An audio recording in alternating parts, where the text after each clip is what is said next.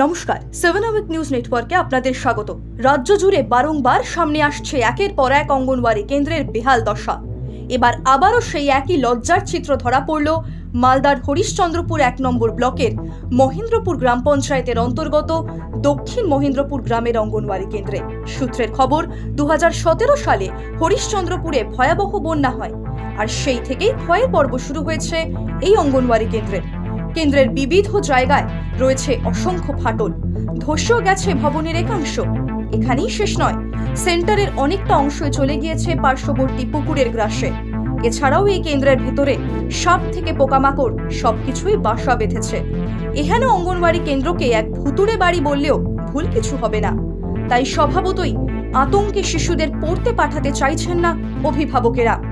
নিতান্ত বাধ্য হয়ে খোলা আকাশের নিচেই চলছে পঠন পাঠন ও পড়ুয়াদের দ্বীপ্রাহরিক আহারের রান্না।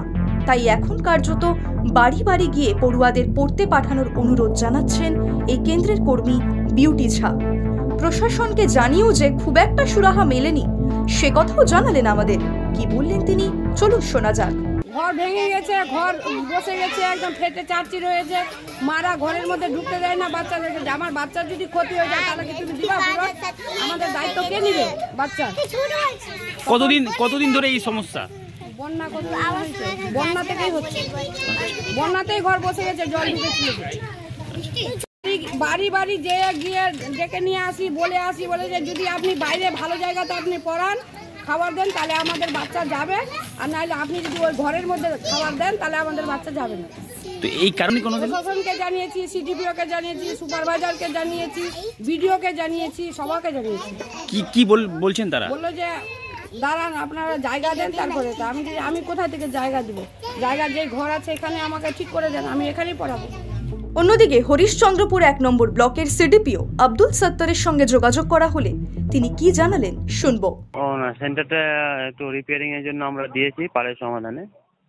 আমরা ডিস্ট্রিক্টও জানিয়েছি আর ব্লকও দিয়েছি। আশা করছি এই খুব তাড়াতাড়ি হয়ে যাবে দুয়ারে সরকার ক্যাম্পে। ফের আরেকটি অঙ্গনওয়াড়ি কেন্দ্রের বেহাল দশা সামনে আসতেই শুরু হয়েছে রাজনৈতিক তরজা। তবে এত ডামাডোলের মাঝে খুদে পড়ুয়ারা পড়াশোনার জন্য কবে তাদের মাথার উপর নিরাপদ আশ্রয় ফিরে পায়, সেটাই এখন দেখার। মালদা থেকে তনুজ জৈনের রিপোর্ট, 7 আওয়ার নিউজ নেটওয়ার্ক। আরও বিভিন্ন খবরের আপডেট জানতে হলে 7 আওয়ার নিউজ চ্যানেলটিকে সাবস্ক্রাইব করুন, কারণ আপনাদের একটা সাবস্ক্রিপশন আমাদের কাছে অত্যন্ত মূল্যবান। জয় হিন্দ।